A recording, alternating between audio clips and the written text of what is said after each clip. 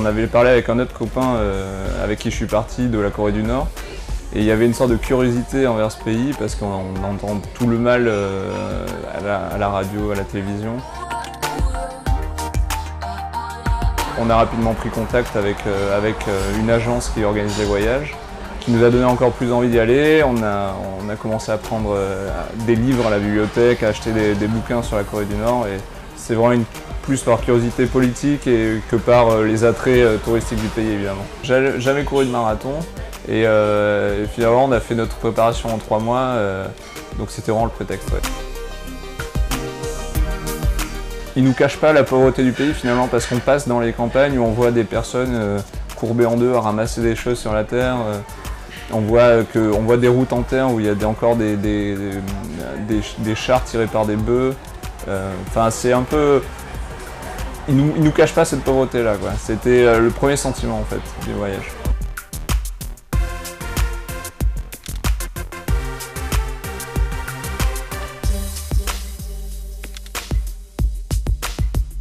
On se lève à 5 h, on se change en organisation militaire évidemment, et on se retrouve à rentrer dans le stade, à piétiner pour rentrer, un stade de 50 000 personnes. Il y avait d'un côté les Nord-Coréens qui étaient à peu près 1000 à participer au marathon, d'un côté les Occidentaux qui étaient à peu près 1000 également.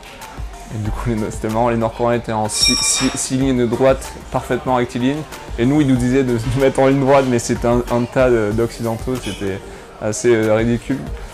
Puis après on a fait un tour et le marathon c'était un aller-retour en fait. Du coup on allait jusqu'à un point, on est revenu et on a fait le finish dans le stade.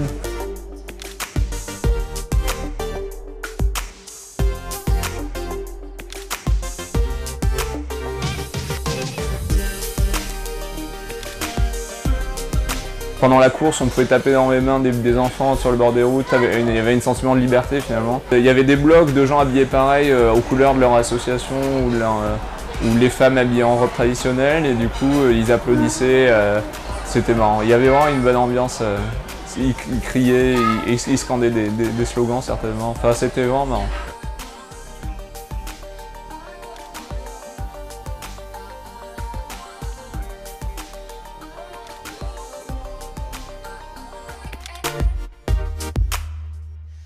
Musées, mémoriaux, on allait partout. On a fait tout le circuit touristique du pays. Le marathon, on avait un contact qui était vraiment très bref, c'était juste taper dans les mains et rigoler, faire un peu les imbéciles devant les enfants pour les faire marrer. Et sur la Corée du Nord, on nous disait aussi tout est truqué. Alors à chaque fois qu'on rencontrait quelqu'un et qu'il venait nous parler, on avait l'impression que c'était un peu organisé. C'est un sentiment assez étrange, mais je pense qu'il y a eu des vrais moments. Alors par exemple à la piscine après le marathon, il y a un mec qui vient nous parler et il nous dit je suis professeur en justice et indépendance. Il parlait en anglais, et déjà un vieux qui parle en anglais c'était assez rare, parce que c'est surtout les jeunes qui parlent anglais. Et là on a commencé à parler, donc on dit on vient de France, le fromage, le vin, et, enfin il avait une sorte de culture mondiale, on va dire, qui était étonnante pour un pays ermite comme ça. En gros, on savait que le régime ne voulait pas que les touristes soient trop en contact avec la population.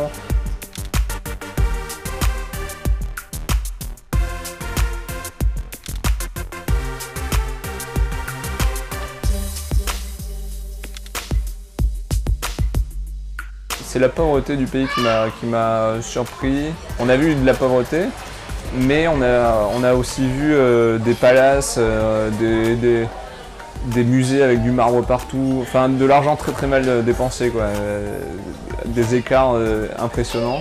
Ça nous a assez marqué. Ce qui m'a beaucoup surpris aussi, c'était que tout le pays était refait à neuf des années 70. En gros, c'était une sorte de carte postale d'un futur qui s'est mal passé, d'un futur apocalyptique des années 70. On visitait un musée de la science, une sorte de cité des sciences.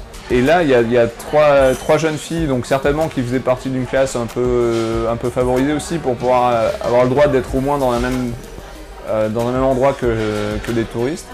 Et elles avaient peut-être 13 ans et elles demandent de faire un selfie, quoi. Alors moi je pensais pas mal, donc je dis ok, mais là tout de suite il y a le gardien de la salle qui vient et dit ah non, enfin, qui commencent à les engueuler et du coup elles sont obligées de partir. Ouais.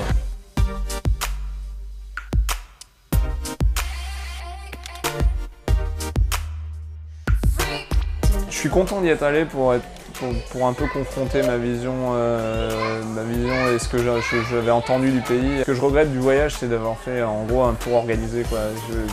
C'est quelque chose que j'aime pas du tout. Et pour le coup, comme c'est la seule manière d'entrer dans le pays, j'y retournerai probablement pas.